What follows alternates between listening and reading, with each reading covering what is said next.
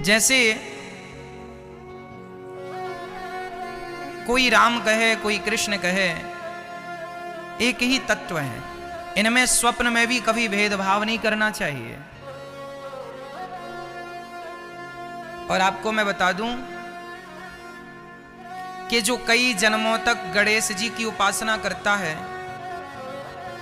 उसे माता दुर्गा की उपासना करने का अवसर मिलता है, वो अधिकारी बनता है। भाई 5वीं क्लास 1 साल तक पढ़ेगा, तब 6वीं क्लास का अधिकारी होगा। जब 7वीं क्लास 1 साल तक पढ़ेगा, तब वो 8वीं क्लास का अधिकारी होगा। ऐसी तो होता ना। उसी प्रकार जब कोई कई जन्मों तक गणेश जी की उपासना करता है, तब वो माता दुर्गा जी की पूजा करने का अधिकारी होता है, उपासना करने का अधिकारी। जब कई जन्मों तक दुर्गा माता की शक्तियों की पूजा कर लेता, शक्तियों मतलब दुर्गा माता से अर्थ है सभी देवियां। जब कई जन्मों तक वो सभी देवियों की उपासना कर लेता है, तब वो भगवान शिव की उपासना करने का अधिकारी होता है। और जब कई जन्मों तक शिव जी की उपासना कर लेता है कोई, तब कहीं जाकर अंत में वह भगवान राम, कृष्ण और नारायण की उपासना करने का अधिकारी बनता है। कई जन्मों तक शिव जी की उपासना करने के बाद वो भगवान श्रीमन नारायण की उपासना करने का अधिकारी होता है। 10वीं पढ़ लिया, फिर 11वीं पढ़ेगा। 12वीं कर लिया, फिर कॉलेज जाएगा। और जब ये सब पढ़ाई हो जाएगी, तब अंत में PhD करेगा। क्यों जी? यही सिस्टम है। तो भगवान श्रीमन नारायण की उपासना, राम जी की और कृष्ण जी की उपासना वही करते हैं जो यहां से गुजर चुके हैं सब जगह से। सच कहूं तो आप सभी ने कई जन्मों तक भगवान माता दुर्गा और कई जन्मों तक आपने देवी की और कई जन्मों तक भगवान शिव की आराधना उपासना की है। इसके फलस्वरूप आपको अब बिहारी जी ने अपनी शरण में बुला लिया है कि अब मेरी शरण में आ जाओ। अर्थात भगवान राम, कृष्ण और नारायण यह तीनों एक हैं। हम किसी भी रूप से इन्हें पुकार सकते हैं। कोई राम कहे तो सही है, कोई कृष्ण कहे तो भी सही है, कोई श्रीमन नारायण कहे तो भी सही है, कोई जगन्नाथ जी कहे तो भी सही है, कोई तिरुपति वाला जी कहे तो भी सही है। ये पर्यायवाची हैं। भगवान के अनंत नाम है ना। भगवान का एक नाम ही है अनंत। अनंत अनंत है ना। भगवान का नाम क्या है? अनंत। क्या है भगवान का नाम? अनंत। अनंत नाम है भगवान के।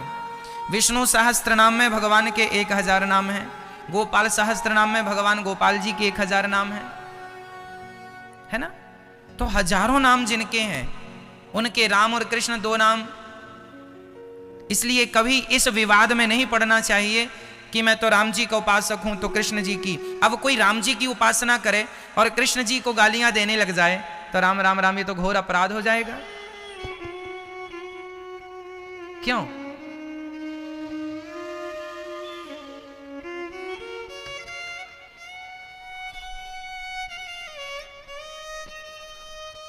आपके पांव कितने हैं? अब मैं आपके दाहिने पांव को अच्छा मानूं और बाएं पांव को कहूं उसको काट के फेंक दो, ठीक रहेगा? जैसे पांव 2 हैं, उसी प्रकार भगवान के पवित्र 2 नाम हैं, राम और कृष्ण। ये सभी नामों में सर्वश्रेष्ठ नाम है, राम और कृष्ण। किनके नाम है ये दोनों? किनके नाम है ये दोनों? अब ये प्रश्न कोई कर दे कि राम और कृष्ण किनका नाम है, तो उत्तर है श्रीमन नारायण के ही 2 नाम हैं, राम और कृष्ण। है तो हजारों नाम, पर मूल तत्व में जाने और पहचाने जहां सबसे ज्यादा नाम जिनका ये नाम लिया जाए, राम और कृष्ण। किनके नाम है ये? भगवान श्रीमन नारायण के। नारायण के 2 नाम, राम और कृष्ण। ठीक है। इसलिए भगवान में मोह हो जाना कोई। अब देखो ना, यही सवाल रामचरितमानस में है। माता पार्वती भगवान शंकर जी से कहती हैं कि प्रभु मुझे एक बात बताइए कि भगवान राम कौन है, किसे कहते हैं राम? क्या ये वही राम है जिन्होंने दशरथ जी के यहां जन्म लिया? क्या ये वही राम है जो कौशल्या पुत्र हैं? यदि वो राम हैं तो वो ब्रह्म कैसे हैं? पार्वती जी प्रश्न कर रही हैं। भगवान हैं तो पत्नी के पीछे क्यों पड़े हैं? और वो राम कौन है जिनका आप सदा दिन रात जाप करते हैं? शंकर जी किसका नाम जपते हैं?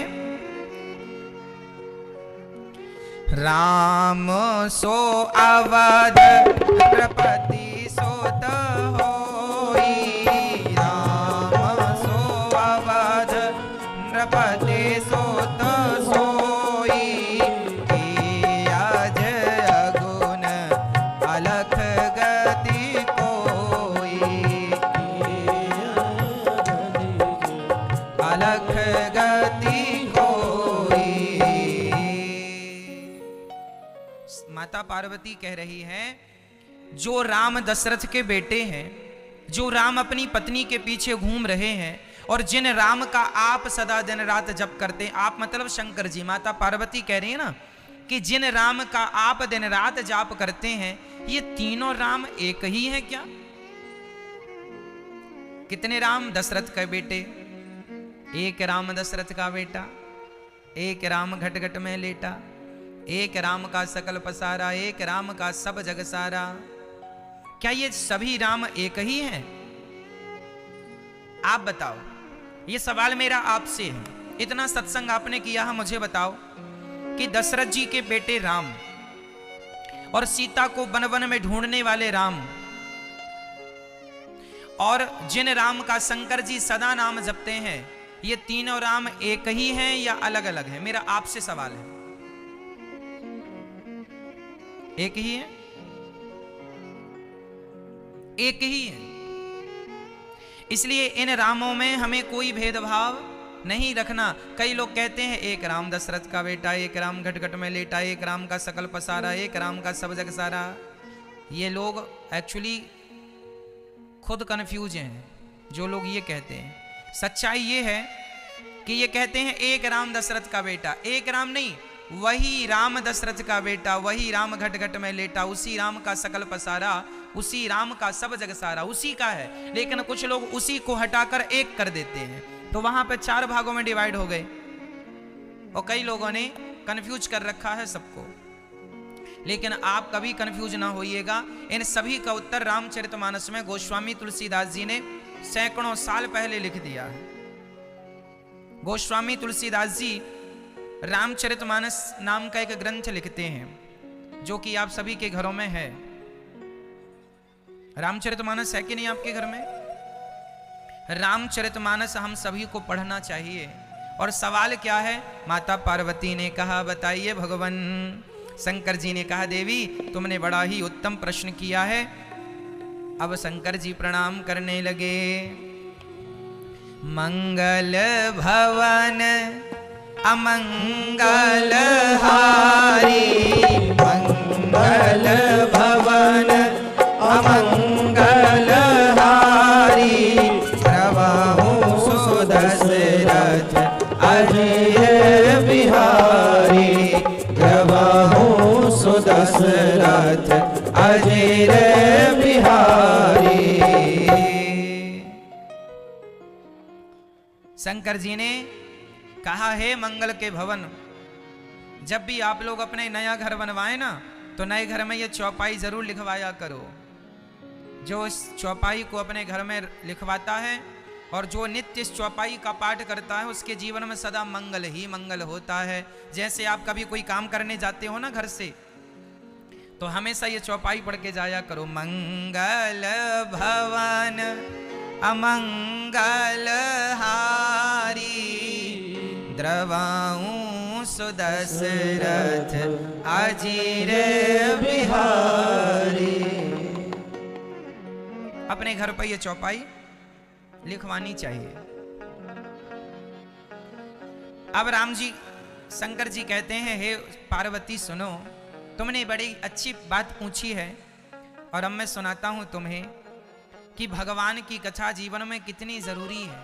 भगवान की कथा के बिना ये जिंदगी सूनी है, जीवन अधूरा है। बिना भगवान की कथा के जीवन क्या है मेरी माँ? अधूरा है। शंकर जी कह रहे हैं, जिन हरि कथा सुनी नहीं गाना, जिन हरि कथा सुनी नहीं गाना, श्रवण रंध्र वही भवन समाना, श्रवण रंध्र वही भवन समाना। शंकर जी कहते हैं, जिनके कान कथा नहीं सुनते उनके कान चूहे के बिल हैं। वो सिर्फ क्या है? चूहे के बिल। कान से कथा तो सुनी नहीं, इसलिए कान दिए हरि कथा सुनन को। कान दिए हैं भगवान की कथा सुनने को, इसलिए जितना हो सके मेरी माँ कानों से कथाओं को सुना करो, कथाओं को सुना करो। ये कान जो हैं व्यर्थ में यहाँ वहाँ ना लगे। और सुनो, शंकर जी कह रहे हैं, नयन नहीं संत दरस नहीं देखा, लोचन मोर पंख कर लेखा। जिनकी आंखों ने भगवान का दर्शन नहीं किया उनकी आंखें केवल मोर पंख की आंखें हैं।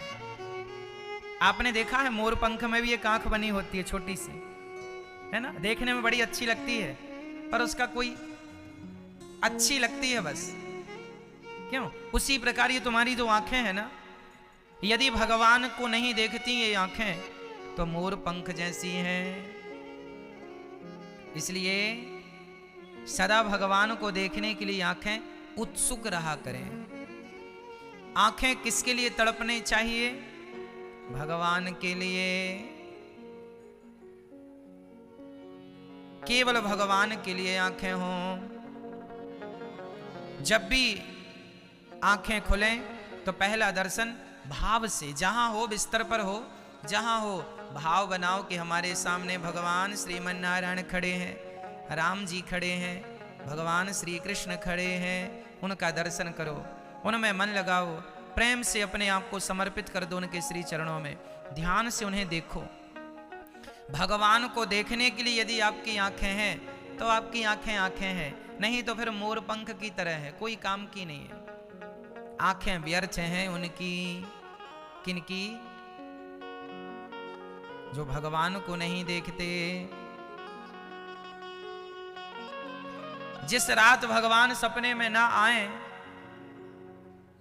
वो भगवान ऐसी रात ना हो। जिस रात सपने में भगवान ना आए, ऐसी कोशिश करो कि हर रात भगवान सपने में आए। कोई भी ऐसी रात ना हो। मैं जिस दिन भुला दूं भगवान का नाम, भगवान का ध्यान, वो जीवन में मेरी आखिरी रात हो, आखिरी पल हो भगवान के बिना।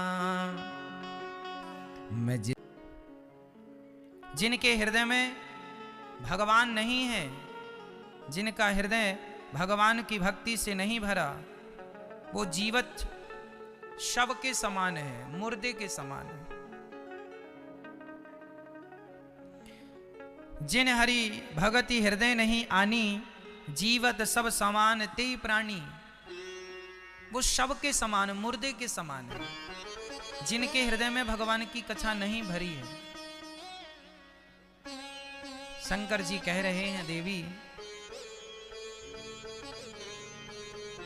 अब हम आपको सुनाते हैं कि कौन है ये भगवान। दशरथ जी के बेटे और माता सीता के लिए दर दर की ठोकर खा रहे राम जी, और जिनका मैं सदा ध्यान लगाता हूं, वो राम जी कौन है? तो सुनो, वो भगवान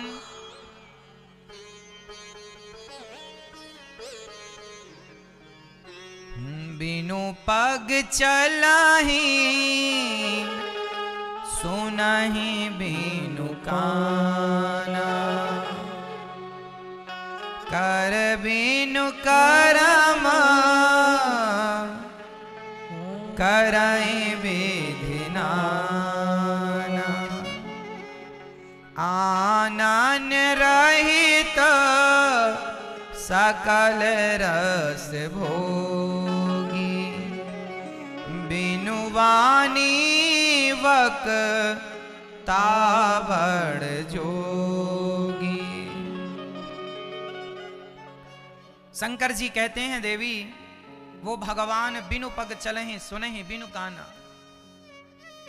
मैं उन भगवान का ध्यान करता हूं, वही राम जो दशरथ जी के बेटे हैं, वही राम जो सीता माता को ढूंढ रहे हैं, उन्हीं राम की मैं उपासना करता हूं। ये बिनु पग चलहि सुनहि बिनु काना। भगवान कैसे हैं? बिना पांव के चलते हैं, बिनु पग चलहि। भगवान बिना पांव के चलते हैं। सुनहि बिनु काना, बिना कान के सुन लेते हैं। अच्छा बताइए, भगवान श्री राम बिना पांव के कहां चलते हैं? कभी चले बिना पांव के? भगवान बिना पांव के चलते हैं, बिना कानों के सुन लेते हैं। बिनु पग चलहि सुनहि बिनु काना। ये भगवान है, बिना पांव के कहां चल गए भाई? तो सुनो ना,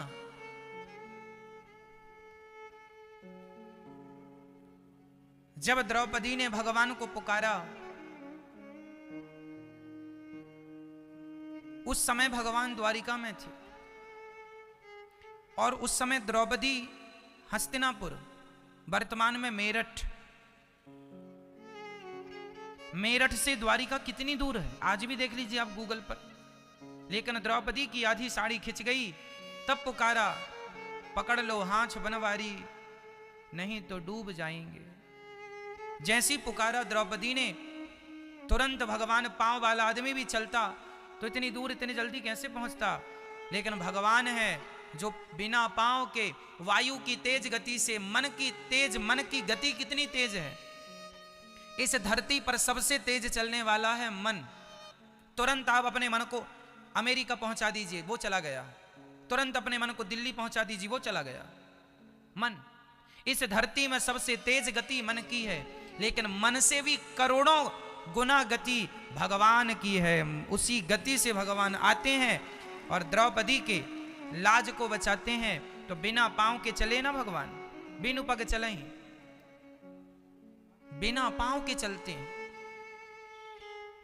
सुनहि बिनु काना, बिना कान के भगवान सुन लेते हैं। कहां सुन लिए बिना कान के? जब राम जी ने बाली को मारा, ध्यान से सुनिए, ये सब्जेक्ट आएगा, मैं आपको सुनाऊंगा। जब राम जी ने बाली को मारा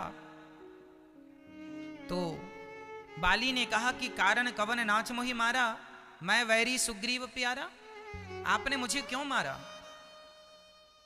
तो राम जी ने कहा, सुन बाली, तुझे तेरी पत्नी ने समझाया था कि मैं राम हूं, मैं भगवान हूं, पर तूने अपनी पत्नी तारा की बातों को ध्यान से नहीं सुना। समझाया था, तेरी पत्नी ने रोका था कि अब सुग्रीव वो पुराना सुग्रीव नहीं है, अब सुग्रीव के ऊपर भगवान राम का हाथ है। जब राम का हाथ नहीं था तो सुग्रीव को तुमने परास्त कर दिया था, पर अब सुग्रीव के पक्षधर भगवान है, इसलिए सुग्रीव से युद्ध ना कीजिए। समझाया था तारा ने। राम जी कह रहे हैं, बाली तुमने तारा की बात नहीं सुनी। अब बाली चक्कर में पड़ गया कि मेरी पत्नी तारा ने तो मुझे कमरे में बोला था।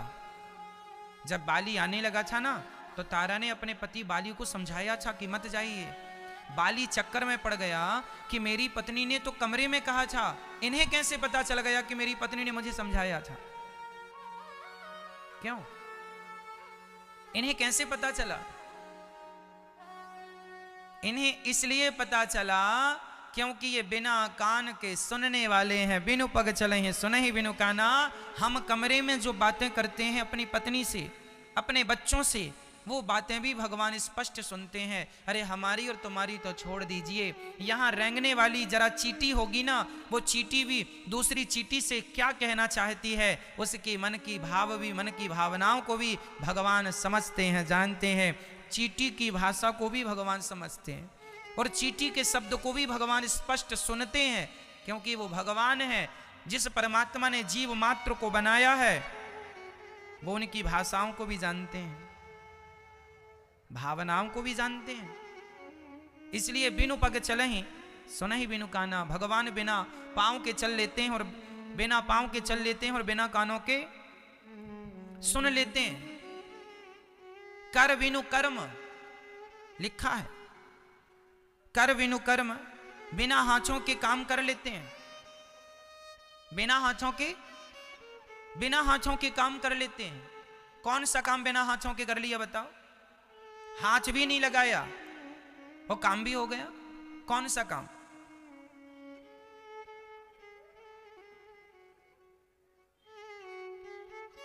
महाभारत का युद्ध। भगवान श्री कृष्ण ने एक आदमी को नहीं मारा,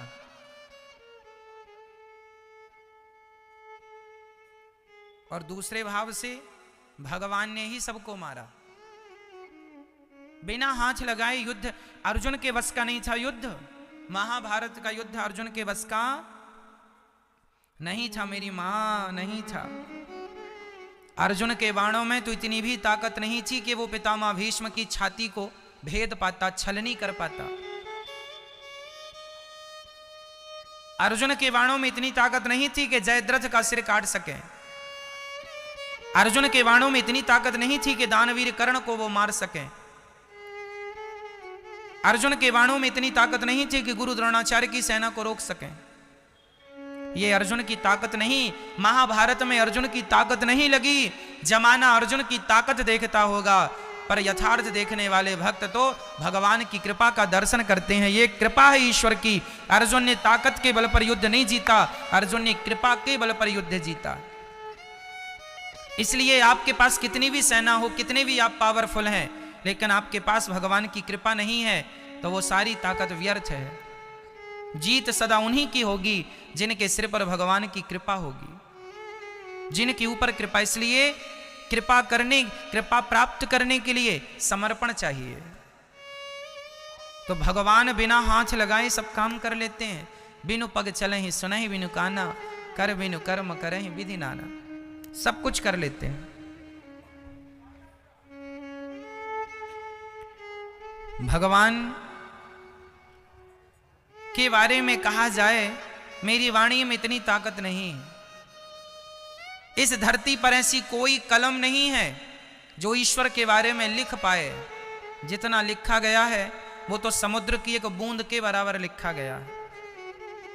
आज आप लोग और हम लोग भगवान के बारे में जितना जानते हैं ना, वो कितना जानते हैं? जैसे समुद्र की एक बूंद को कोई उठाकर कहे कि मैंने समुद्र को जान लिया। क्या समुद्र की एक बूंद से समुद्र का आकलन किया जा सकता है? उसी प्रकार हमारे पास, आपके पास, इस धरती पर विद्वान से विद्वान के पास भी जितना ज्ञान है वह उतना ही है जितना समुद्र की एक बूंद है। इसलिए भगवान शंकर जी समझा रहे हैं पार्वती को, देवी ईश्वर पर श्रद्धा हो, संदेह न हो। ईश्वर अतर्क है, राम अतर्क बुद्धि, मन वाणी मत हमारे अस सुनहि सयानी। शंकर जी ये बात कह रही है, चौपाई शंकर जी की है। शंकर जी कह रहे हैं राम अतर्क बुद्धि मन वाणी। राम अतर्क है, मन और वाणी से परे है परमात्मा। अब जो परमात्मा मन और वाणी से परे है, उससे भला हम वाणी से कैसे जान सकते हैं? राम अतर्क है, तर्क से नहीं जाना जा सकता। शंकर जी कह रहे हैं हे उमा, उमा मीन्स पार्वती, पार्वती जी का नाम उमा है। शंकर जी कह रहे हैं हे उमा जब जब होय धर्म के हानि, बाढ़हि असुर अधम अभिमानी। तब तब धरी प्रभु विविध शरीरा, हरहि कृपा निधि साजन पीरा। राम जन्म के हेतु अनेका, परम विचित्र एकते एका। राम जन्म के हेतु अनेका, क्या क्या हेतु हैं? जन्म एक दुई करहूं बखानी, सावधान सुनु सुमति भवानी। द्वारपाल हरि के प्रिय दो, जय अरु बेजय जान सबको। सीताराम जय सीताराम, सीताराम जय सीताराम।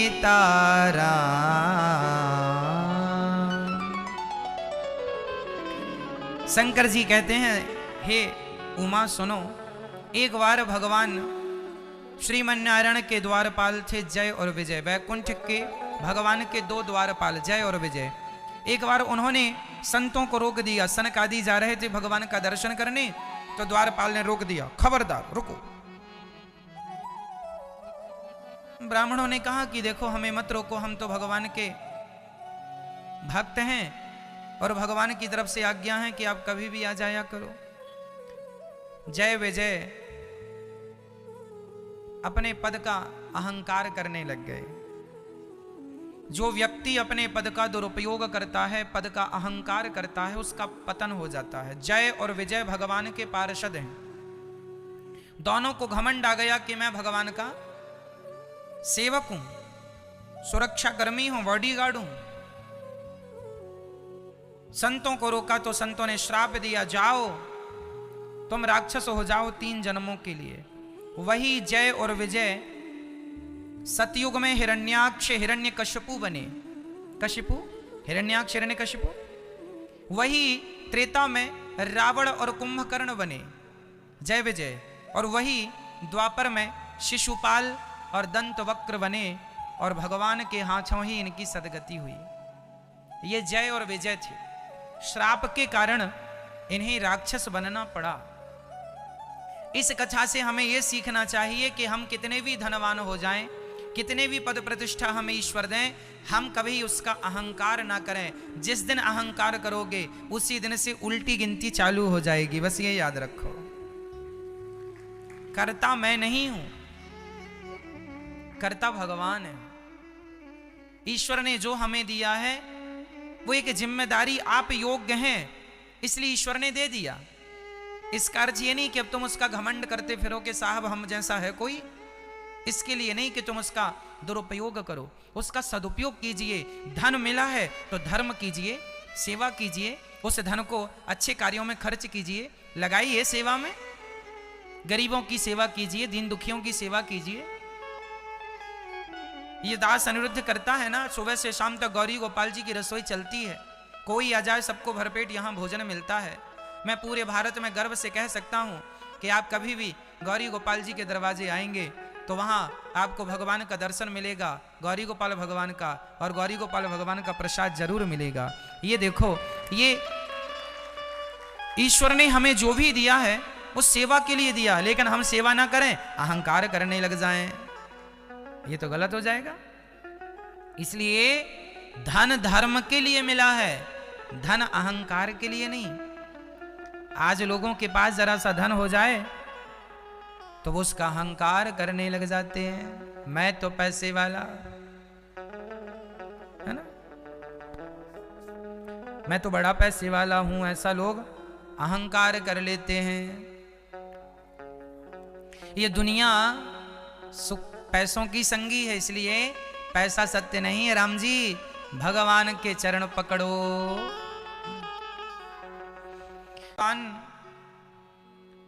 किसके लिए आए? एक बार कश्यप और अदिति दोनों, दशरथ जी कौन है? कश्यप ऋषि, और कौशल्या मैया कौन है? अदिति। कश्यप अदिति एक बार त्रेता में दशरथ कौशल्या बने, जिनके यहाँ इन्होंने खूब तपस्या की कि प्रभु आप हमारे पुत्र बनो, आप जैसे। भगवान बोले हमारे जैसे कहाँ, हम ही आते हैं। तो इनके लिए राम जी बन के आए। एक बार भगवान राम जलंधर की पत्नी, जलंधर मरा ना, जलंधर, इस जलंधर नाम के व्यक्ति से शहर का नाम पड़ा जलंधर। पंजाब में जलंधर है ना। ये जलंधर नाम का एक राक्षस था, इनकी पत्नी का नाम था वृंदा। वृंदा मतलब तुलसी।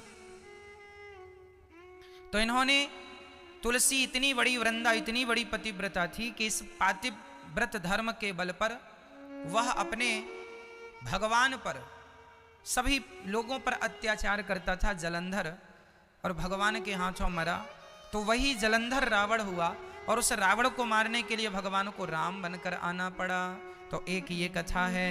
ये कथा नारद जी और भागवत राम कथा में छोटी छोटी सी गोस्वामी तुलसीदास जी इशारा कर रहे हैं, क्योंकि राम जन्म के हेतु अनेका, परम विचित्र एक ते का। तो राम जी के जन्म के अनेक कारण है ना, इसलिए कारण बता रहे हैं कि एक बार इस कारण आए, एक बार इस कारण आए, एक बार इस कारण आए। अभी कथा स्टार्ट होगी। एक बार नारद श्राप दीन एक बारा, कल्प एक तेहि लगी अवतारा। एक बार भगवान को नारद जी के श्राप के कारण धरती पर आना पड़ा। एक बार भगवान को किसके लिए आना पड़ा? नारद जी के कारण। एक बार नारद जी ने भगवान को श्राप दे दिया था। आपको पता है नारद जी ने भगवान को श्राप दे दिया? नहीं, सुनो ध्यान से। एक बार नारद जी ने श्राप दे दिया था भगवान नारायण को। माता पार्वती बड़ी आश्चर्य में डूबी, हे भगवान, ये नारद जी तो हमारे गुरु जी हैं, और ये तो दिन रात नारायण नारायण नारायण नारायण जपते हैं। तो जिस परमात्मा का ये दिन रात ध्यान करते हैं, भला अपने भगवान को इन्होंने श्राप क्यों दिया? क्या अपराध कर दिया था भगवान ने? देखो पार्वती जी कह रही हैं भगवान ने क्या अपराध किया था। वो अपने गुरु जी को अपराधी नहीं मानती, क्योंकि पार्वती जी के गुरु जी नारद जी हैं। पार्वती मैया के गुरु कौन? मैया, ओ मेरी माँ, मैया पार्वती जी के गुरु कौन? बोलो मेरी माँ, क्या कह रही हो? मैया, हाँ हूं ना, कुछ तो बोलो मेरी माँ। नारद जी माता पार्वती जी के कौन है? गुरु। अब माता पार्वती प्रश्न कर रही हैं, कारण कवन श्राप मुनि दीन्हा, का अपराध रमापति कीन्हा। क्यों श्राप दिया? माता पार्वती कह रही हैं कि हमारे, देखो वो कितना बढ़िया बात कर रही है। माता पार्वती कह रही है का अपराध रमापति। रमा किसका नाम है? रमा किसका नाम है? आप बताइए, रमा किसका नाम है? रमा नाम है माता लक्ष्मी का। माता लक्ष्मी का नाम क्या है? रमा। इन्हें श्री भी कहते हैं, श्री। श्रीश्चते लक्ष्मीश्च पत्न्यां बहोरात्रे। तो माता का नाम श्री भी है और रमापति मतलब भगवान नारायण। तो पार्वती जी पूछ रही हैं कि आखिर नारद जी ने आखिर भगवान नारायण ने कौन सा अपराध किया जिसके कारण नारद जी ने उन्हें श्राप दे दिया। पार्वती जी के कहने का अपराध ये है, कहने का भाव ये है कि हमारे गुरु जी ने कोई गलती नहीं की होगी, गलती भगवान ने की होगी, इसलिए गुरु जी ने श्राप दिया है। ऐसी गुरु निष्ठा है कि अपने गुरु जी को गलत मानती ही नहीं है माता पार्वती, और निष्ठा यही होनी चाहिए। तब शंकर जी बोले बेहसी महेश तब। बेहसी मतलब हंसकर। बेहसी मतलब बोले बेहसी महेश तब ज्ञानी मूढ़ न कोय। जेहि जस रघुपति करहि जब सो तस तेहि छन हो। इस धरती पे बताओ ज्ञानी कौन है? मैया राम कथा सुन रही हो ना, थोड़ा सा जवाब तो देती चलो। मेरी माँ बताओ इस धरती पर ज्ञानी कौन? अब मेरे संग बोलना, बोलो कोई नहीं। ज्ञानी कौन? ज्ञानी कौन? जोर से। ज्ञानी कौन? कोई नहीं। तो मूर्ख कौन? मूर्ख कौन? मूर्ख भी कोई नहीं। ना तो इस धरती पर कोई ज्ञानी है, ना तो इस धरती पर कोई मूर्ख है। फिर सवाल खड़ा हुआ कि फिर ज्ञानी और मूर्ख कौन है? बोले ज्ञानी भी कोई नहीं है और मूर्ख भी कोई नहीं है। भगवान जिसको जब जैसा बना दें वो वैसा बन जाए, भगवान बनाते हैं। ज्ञानी बना दें तो आप ज्ञानी हो जाएं, और जरा सा चाबी घुमा दें तो ज्ञानी आदमी उल्टी बातें करने लग जाए। कब ज्ञानी आदमी मूर्ख हो जाए और कब मूर्ख आदमी ज्ञानी हो जाए, कब कौन जान रहा है? क्या ज्ञानी लोग मूर्खों की तरह बातें नहीं करते? क्या ज्ञानी लोग कभी मूर्खों की तरह व्यवहार नहीं करते? करते हैं। क्यों? क्योंकि तुम ज्यादा ज्ञानी ना बनो। जब तक भगवान तुम्हें ज्ञानी बनाए रखेंगे, तो भगवान ने ध्रुव जी तो अनपढ़ थे, ध्रुव जी के गालों पर भगवान ने शंख का जरा सा स्पर्श कराया। अरे भगवान की कृपा हो तो ज्ञानी भगवान। चलो महाराष्ट्र में आपने नाम सुना होगा ज्ञानदास जी का, संत ज्ञानेश्वर जी का नाम सुना होगा। ज्ञानेश्वर जी का नाम सुना होगा। महाराष्ट्र में एक बहुत बड़े भक्त हुए हैं, ज्ञानी हुए हैं, भगवान के परम उपासक हुए हैं, संत ज्ञानेश्वर जी।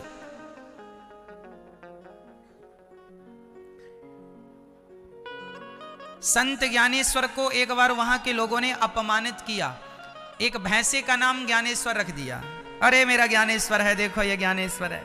उनको चिढ़ाने के लिए उन्होंने एक भैंसे का नाम ज्ञानेश्वर रख दिया। उस समय ज्ञानेश्वर जी केवल 8 साल के थे, और उस बच्चे को चिढ़ाने के लिए गांव के लोगों ने एक भैंसे का नाम ज्ञानेश्वर रख दिया। और ज्ञानेश्वर इतने उच्च कोटि के संत थे, भगवान के ही साक्षात स्वरूप थे। उन्होंने भैंसे पर एक हाथ मारा तो भैंसा वेद मंत्र बोलने लगा था। भैंसा क्या बोलने लगा था? वेद मंत्र। सब आश्चर्य में डूब गए। ये भैंसा वेद मंत्र बोल रहा है? भैंसा तो कोई भैंसा तब तक है जब तक वो भैंसा है, पर जब भगवान की कृपा हो जाए तो भगवान तो भैंसे से भी वेद मंत्र बुलवा दे। कहने का अर्थ यह है कि ना तो कोई ज्ञानी है ना तो कोई मूर्ख है। कई बार ज्ञानी लोग मूर्खों की तरह व्यवहार कर लेते हैं और कई बार मूर्ख लोग ज्ञानी की तरह बात करते हैं। तो ज्ञानी कोई नहीं और मूर्ख कोई नहीं, जिसे भगवान जब जैसा बनाए बस वो भगवान के अधीन है सब। इसलिए ना मैं ज्ञान का अहंकार करूं, ना मैं ये कहूं कि तुम बड़े मूर्ख हो। मैं आपको मूर्खता का भी सर्टिफिकेट नहीं दे सकता और मैं आपको ज्ञानी का भी सर्टिफिकेट नहीं दे सकता, क्योंकि ज्ञानी और मूर्ख दोनों भगवान के ही अधीन है। कब भगवान किसको ज्ञानी बना दें, कब भगवान किसको मूर्ख बना दें। बताओ मीराबाई कौन सी यूनिवर्सिटी पर पढ़ने गई? मीराबाई ने किसी यूनिवर्सिटी में पढ़ाई की? नहीं ना। पर फिर भी मीराबाई के गाए हुए पदों पर लोग पीएचडी कर रहे हैं कि नहीं? क्यों कर रहे हैं?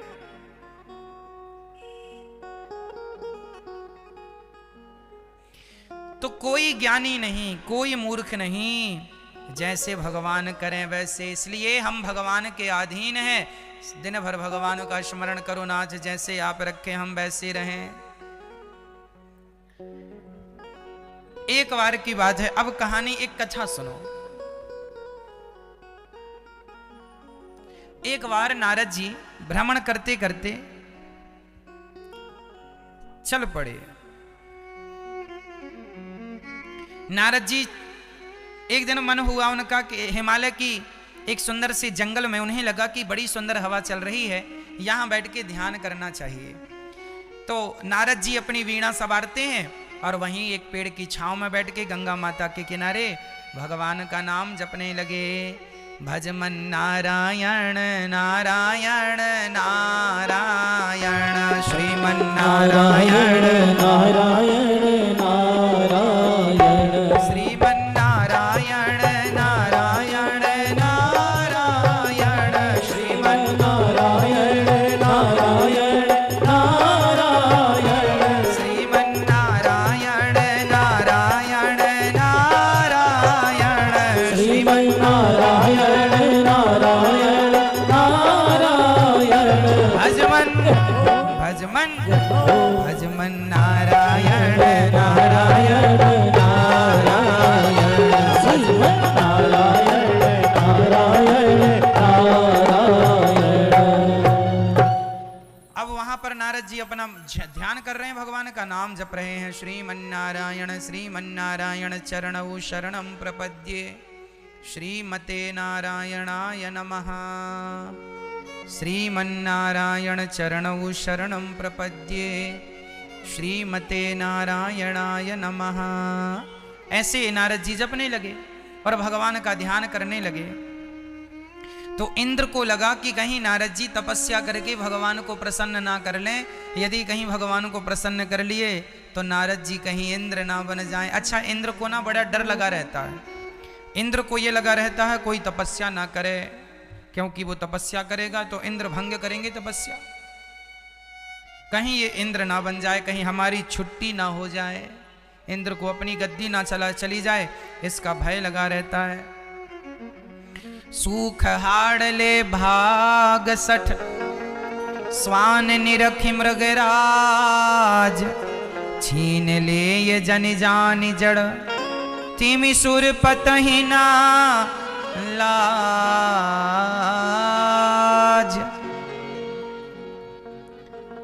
जैसे शेर को देखकर कुत्ता सूखी हड्डी मुंह में दबा के भागता है।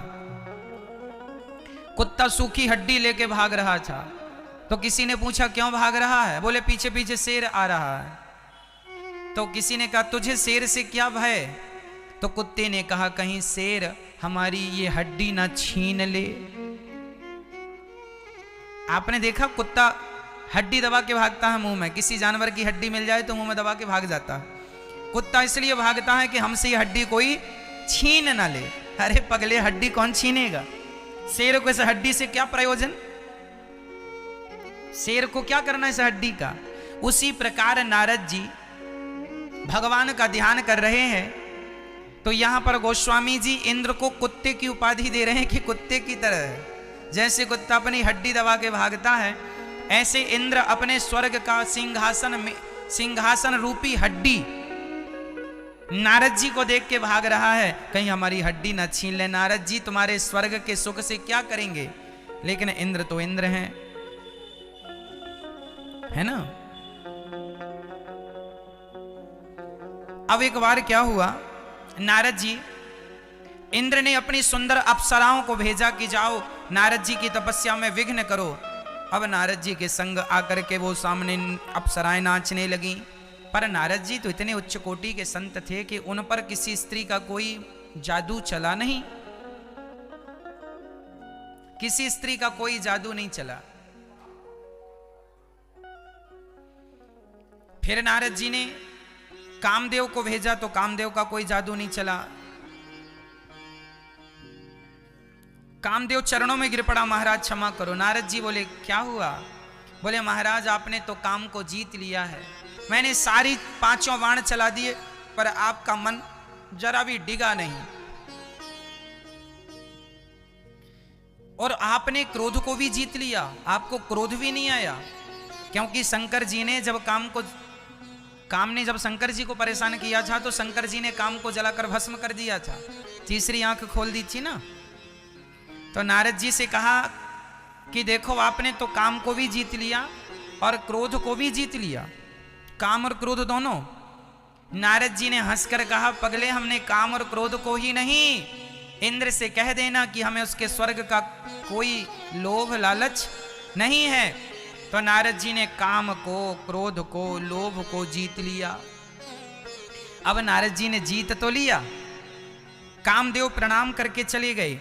अब नारद जी को इस बात का अहंकार आ गया कि मैंने काम, क्रोध, लोभ को जीत लिया। देखो अभी हमने चौपाई की व्याख्या की ना कि ज्ञानी कोई नहीं है और मूर्ख कोई नहीं है। कब भगवान ज्ञानी बना दें और कब भगवान मूर्ख बना दें, कब भगवान राजा बना दें और कब भगवान रंक बना दें। तेरी लीला का ना पाया कोई पार, तेरी लीला तू ही जाने। भगवान की लीला का कोई पार ना पा सका, उनकी लीला वही जाने। अब नारद जी को अहंकार आ गया कि मैंने काम को, क्रोध को, लोभ को जीत लिया। अब देखना अहंकार जब आता है तो क्या होता है, कहानी बड़ी अच्छी है, जरा सुनते चलना। अहंकार आ गया नारद जी को कि मैंने सब जीत लिया। अब अच्छा अहंकारी आदमी ना सबको बताना चाहता है, मैं ये हूं, मैं वो हूं। अहंकारी आदमी अपना परिचय पहले देता है, मैं फलाना हूं, ताकि आपके अंदर उसके प्रति सम्मान जाग जाए। आप भी अरे वाह वाह वाह, आइए आइए आइए, आप तो बड़े हैं, ये है वो है। तो ये जो एटीट्यूड है ना व्यक्ति का, ईगो, अहंकार, वह व्यक्ति को बड़ा, आदमी अपने आप को कभी छोटा मानता ही नहीं। वो यही मानेगा कि मैं भी कुछ हूं, हमें कम ना समझना, हमने ये किया, हमने वो किया, हमें हल्के में मत लेना। ये अहंकार आदमी को ना खाए जाता है। सारी जिंदगी इंसान अहंकार में डूबा रहता है। आप कितना भी ज्ञान हासिल कर लो मेरी माँ, पर बिना भगवान की कृपा से अहंकार जाएगा नहीं। मैंने कितने साधुओं को देखा, एक साधु कह रहे थे अरे हमें जानते नहीं हो, हम जज थे, जज, सब छोड़ दिया, लाखों की हमारी पेमेंट थी, सरकारी नौकरी थी, सबको लात मार दिया, लाखों रुपए महीना मिलता था, हम सब छोड़ के साधु बन गए। आप सब छोड़ तो दिए हैं साहब, सब छोड़कर साधु तो बन गए, पर सब छोड़ने का जो अहंकार पाल रखा है, ये अहंकार, सब छोड़ देना आसान है, पर सब छोड़ने का जो अहंकार, ये छोड़ना ये जरा कठिन है। सब छोड़ देने का अहंकार ही तो नहीं छूटता ना कि मैंने सब छोड़ दिया, है ना। हमारी बूढ़ी बूढ़ी माताएं बिल्कुल बूढ़ी हो गई हैं, लेकिन फिर भी देखो इनका अहंकार, अरे हमें जानता नहीं है तू। हाँ? ये घर हमारे ही नाम है। अहंकार तो देखिए, बुढ़ापे में भी घर का अहंकार, बुढ़ापे में भी इसका अहंकार। इसलिए कहता हूं मेरी मां, अहंकार त्याग दीजिए। मेरा क्या परिचय है, आपका क्या परिचय है? मेरा कोई परिचय नहीं है। मैं तो केवल इतना जानता हूं कि मैं राम जी के चरणों का दास हूं, यही मेरा परिचय है। इससे आगे मैं कुछ जानना नहीं चाहता, ना जनाना चाहता हूं। मेरा परिचय क्या है? सिर्फ मैं राम जी के चरणों का दास हूं। कई लोग अपना परिचय बड़ा बड़ा बड़ा बड़ा देते हैं। महाराज आप जानते हैं हमने कितना पैसा कमाया है, 4 बच्चे पैदा किए हैं। अरे 4 बच्चे पैदा, सुअर तो एक बार में बहुत सारे कर ले तुमसे ज्यादा। 4 बच्चे पैदा कर लिए तो बहादुर हो गए। ये तो कुत्ते भी कर रहे हैं, 4 6 तो एक बार में हो जाते हैं उनके। तुम्हारी तो सारी जिंदगी में हो पाए, है ना। महाराज चारों के लिए हमने घर भी बनवाया, बड़ा बड़ा बंगला। अच्छा, 2 बेटियां, दोनों का अच्छे घर में विवाह किया, बड़ा नाम बड़ी इज्जत, बहुत पैसा कमाया महाराज। हम बूढ़े आदमी के पास आप बैठ बस जाइए, फिर देखिए डींगे। हाँ? हल्की फुल्की तो बात ही नहीं करता वो। भले घर में नमक रोटी खाता होगा पर बोलेगा ये कि मैं हलवा पूड़ी रोज खाता हूं, बादाम का हलवा खाता हूं, बिना रसगुल्ले के गुलाब जामुन के तो बात ही नहीं करता। भले बिना दूध की चाय पीता हो पर बात ऐसे करेगा मैं कॉफी पीता हूं ब्रांडेड, और वहां काली चाय पीता है बिना दूध की, पत्ती घोल के। बातें हैं, कसमें वादे प्यार वफा सब बातें हैं। बातों का क्या, कितनी भी बड़ी बातें कर लो, कोई मूल्य तो लगता नहीं है, पैसा तो लगता नहीं। लेकिन मुझे एक बात हाथ जोड़ के कहनी है आप सबसे कि बुढ़ापे में अपना अब कोई परिचय ना दीजिए। जमाना जान भी ले कि आप ये हैं, आप वो हैं। चलो चलो आपने बता दिया कि मैं पैसे वाला हूं, मेरी इज्जत है, मैंने, चलो मैं मंत्री हूं, मैं मिनिस्टर हूं, मैं ये, चलो ठीक है आप सब कुछ हैं, आपने मुझे सब बता दिया, मैं जानकर करूंगा क्या ये बताओ। आप जिसे बता रहे हैं कि आप इतने पैसे वाले हैं, वो आपका पैसा जानकर करेगा क्या? क्या करेगा वो? उसे क्या करना है कि आप क्या थे, क्या है, क्या होगा इससे? आप इसलिए बताते हैं ना कि वो आपकी इज्जत करने लग जाए। तो इज्जत अब यहां ना बनाओ मेरी मां, इज्जत अब यहां ना बनाओ। अब अपनी इज्जत बनाना है तो भगवान के चरणों में बनाओ, वहां स्थान मिल जाए आपको भगवान के चरणों में। इसके लिए भगवान का चिंतन स्टार्ट कर दो, भगवान का नाम जप लो। यहां इज्जत कमाओगे, वहां नरक भोगते रहोगे, तो ये कौन सी बड़ाई है? वहां के लिए कुछ कर लो। अब यहां के लिए 4 बंगले बनवा लिए ना, अब कुछ वहां के लिए बनवा लो। वहां के लिए राम नाम के मोती काम आएंगे, राम नाम का धन ही काम आएगा, दूसरा कोई धन काम आने वाला नहीं। इसलिए कौन सा धन चाहिए हमें? राम नाम के हीरे मोती।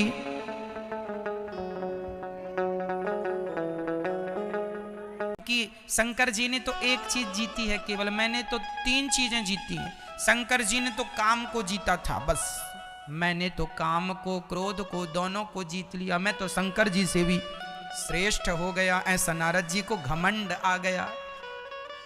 जब आदमी को घमंड आता है तो वो अपने को ही सर्वश्रेष्ठ मानता है। जब आप अपने को ही सर्वश्रेष्ठ माने तो वो समझ लेना कि आपके अंदर भयंकर वाला अहंकार है। जल्दी से इलाज कर लो, नहीं तो फिर वो आपका इलाज कर देगा। एक बार नारद जी शंकर जी के पास गए। शंकर जी ने कहा, अरे नारद जी बड़े दिनों बाद आए हो, बहुत दिनों बाद आए हो, बताओ कैसे सब हाल चाल ठीक हैं? अब नारद जी तो इस बार हर बार जाते थे तो शंकर जी को प्रणाम वगैरह करते थे। इस बार नारद जी बोले, हम क्यों प्रणाम करें, अब तो तुम हमें करो क्योंकि हम बड़े हैं। तुमने एक चीज को जीता है, हमने तो 2 और 3 चीजों को, तुमसे बड़े हम। नारद जी ने सारी चर्चा सुनाई, हमने तो काम को जीत लिया। जब जब नारद जी आते थे तो राम कथा सुनाते थे शंकर जी को। शंकर जी को लगा आज नारद जी आए हैं, आज राम जी की कथा होगी। पर इस बार तो नारद जी ने राम जी की कोई कथा नहीं सुनाई, सारी काम कथा सुनाई। मैंने तो काम को जीता, मैंने तो ये, मैंने तो वो, मैं ये हो गया, साहब मैं साहब बन गया, अब तो मैं बड़ा हो गया,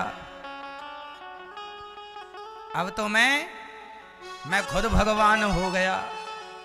देखो जब आदमी को घमंड आता है ना, वो अपने आप को क्या मान लेता है, मैं ही भगवान हो गया। लो अब नारद जी शंकर जी को लगा हे भगवान नारद जी को हो क्या गया, जब जब आते थे तो राम जी के बारे में कहते थे, इस बार तो काम के बारे में, मैं काम को जीत लिया।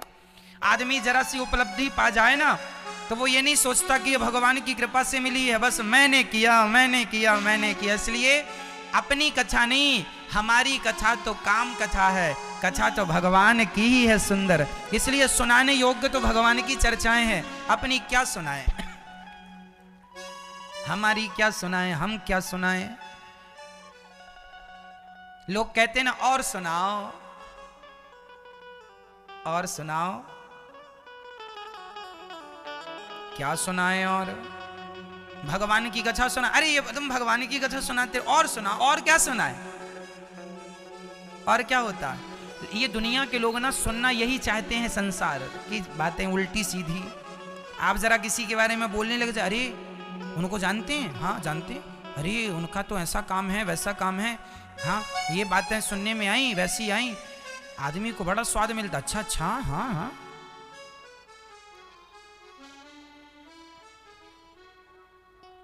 जरा आपके पड़ोसी के बारे में कोई कह दे, अरे तुम्हारे पड़ोसी को जानते हो, आज किसी के घर में पुलिस बस आ जाए गांव में तो ऐसा होता है कि गांव में किसी एक के घर यदि उसके दोस्ती हो गई किसी पुलिस वाले से और वो पुलिस वाला उसके घर में रसगुल्ले खाने आ गया तो सारे गांव में अरे फलाने के घर आज पुलिस आई, हाँ हाँ किया होगा कुछ उल्टा काम, पुलिस आई। वो ये नहीं जानता किसका दोस्त है तो मिलने जुलने आया, वो ये इस प्रकार की सोच रखते ही नहीं है, वो ये सोचते हैं कुछ गड़बड़ किया सो पुलिस आई है। क्यों आज व्यक्ति की सोच ऐसी ही क्यों है? क्योंकि इसी वातावरण में जन्म लेता है और इसी तुच्छ से वातावरण में मर जाता है। कुएं का मेंढक है बेचारा, कितना सोचेगा। एक बार कुएं के मेंढक के पास एक समुद्र का मेंढक आके गिर गया। समुद्र का मेंढक कहीं जा रहा होगा तो वो कुएं में गिर गया, और जब कुएं में गिरा तो समुद्र का मेंढक अलग होता है, कुएं वाले मेंढक थोड़ा अलग होते हैं, रंग भी अलग है उसका। तो कुएं वाले मेंढकों ने कहा क्यों भाई तुम कहां से आए हो? उसने कहा भैया हम समुद्र से आए हैं। तो कुएं वाले मेंढकों ने कहा ये समुद्र क्या होता है? अरे तुम लोग नहीं जानते समुद्र बहुत बड़ा है। तो कुएं के मेंढकों ने कहा क्यों, क्या हमारे कुएं से बड़ा है समुद्र? समुद्र वाले मेंढक ने हंसते हुए कहा हाँ जी तुम्हारा कुआं तो कुछ भी नहीं है। जब उसने ऐसा कहा तो कुएं वालों ने उसको मारा, ऐसा कहता हमारे कुएं से बड़ा कुछ नहीं है दिया दो चार, बड़ी बड़ी बातें करता है, जानता नहीं है कुएं से बड़ा कुछ होता ही नहीं है। एक मेंढक था समुद्र का, वो बताए कि भैया कुआं का कुछ भी अस्तित्व नहीं है, समुद्र बहुत बड़ा है। जब वो ऐसी ज्ञान की बातें करे तो कुएं के मेंढकों ने उसको मारना शुरू कर दिया, इतना मारा कि बेचारा मर गया। यही आज का हाल है। आज किसी को अच्छी बातें बताओ, धर्म की बातें बताओ, वो उसी के पांव पकड़ के खींचने लग जा, अरे तुम क्या बात कर रहे हो, तुम तो कुछ जानती नहीं हो। यही है आज का व्यक्ति कुएं का मेंढक है। यदि हम ज्यादा ज्ञान की बातें बताएं, एक सज्जन से हमने कहा कि भाई सब कथा सुना करो। उसने कहा अरे महाराज ये क्या बेकार की बातें लिए बैठ जाते हो आप। दूसरे दिन वो हमें शराब पीता हुआ नजर आ गया, तो हमने उससे कहा क्यों भाई ये शराब पी रहे हो? कल तो कह रहे थे कथा क्या बेकार की बातें लिए बैठे हो, कथा को तुम बेकार की बातें कह रहे थे और ये शराब तुम अच्छी कह रहे हो। उसने कहा महाराज जी आप नहीं जानते ये शराब अच्छी है। हमने कहा कैसे? बोले हम पी लेते हैं तो मस्त हो जाते हैं। हमने कहा भाई इससे तुम्हारा बहुत बड़ा नुकसान हो जाएगा। शराब किसी भी स्थिति में किसी के लिए अच्छी नहीं हो सकती, पर ऑलरेडी उसने पी रखी थी तो शराब के नशे में तो था वो। अब हम उसे समझाएं, अपना ज्ञान समझाएं, वो समझे ही ना। ज्यादा ज्ञान दो तो मारने दौड़े। वही हाल है कुएं के मेंढकों ने मार डाला समुद्र वाले को।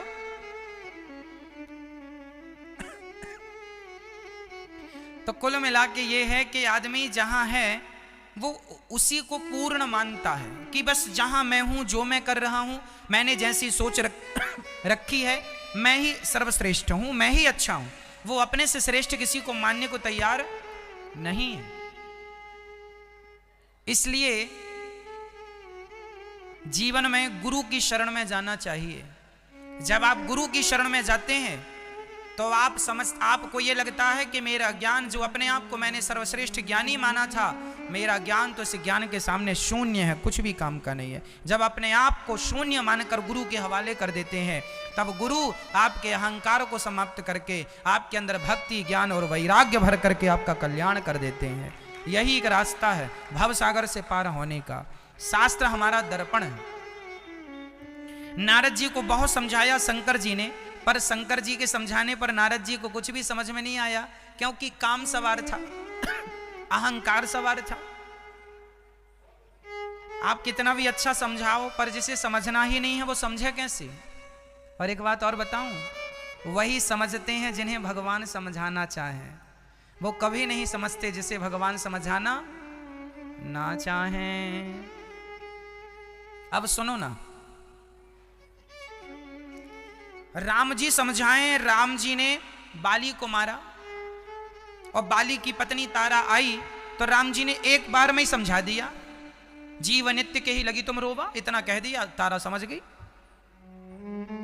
समझाना चाहें तो राम जी चुटकियों में समझा दें, और ना समझाना चाहें तो भगवान श्री कृष्ण शांति दूत बन के गए थे दुर्योधन को समझाने, समझा ही नहीं, समझा ही नहीं। तो वही समझते हैं जिन्हें भगवान, आप लोग यदि कथा सुन रहे हैं, यदि आप समझ रहे हैं, यदि आप गलत रास्ता छोड़ रहे हैं, तो समझ लेना कि भगवान आपको सही रास्ता दिखाना चाह रहे हैं कथा के माध्यम से। ईश्वर ही आपको हाथ पकड़ के गलत रास्ते से निकालकर सही रास्ते में लाना चाह रहे हैं।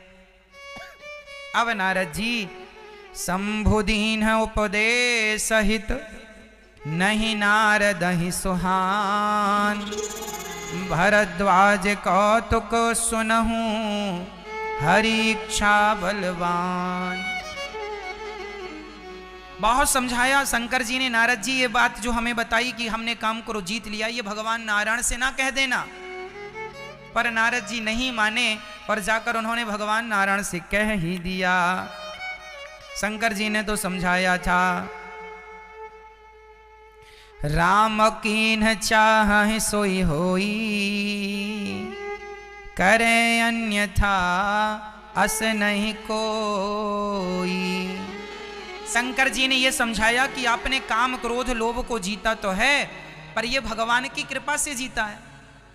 लेकिन नारद जी इस समय भगवान की कृपा को जोड़ना नहीं चाहते थे। वो तो मानते थे कि मैंने जीता, वो कृपा को जोड़ना नहीं चाहते। कितनी बढ़िया चौपाई यहां लिखी है, राम कीन चाह सोई होई। क्या होगा जो राम जी चाहेंगे, करें अन्यथा अस नहीं कोई। जब हमारे जीवन में कोई घटना घट जाए तो ये समझ लेना चाहिए कि ईश्वर की मर्जी है। आपके जीवन में कोई अनहोनी हो जाए, आपके जीवन में कोई उल्टा काम हो जाए, तो ये समझ लेना चाहिए ये भी भगवान की ये कृपा है। अब हम कुछ नहीं कर सकते उसी क्षण भगवान का ध्यान करना चाहिए। हे नाथ, इस संकट को ना मैं जानता हूं ना इसका तोड़ जानता हूं, आप कृपा कीजिए।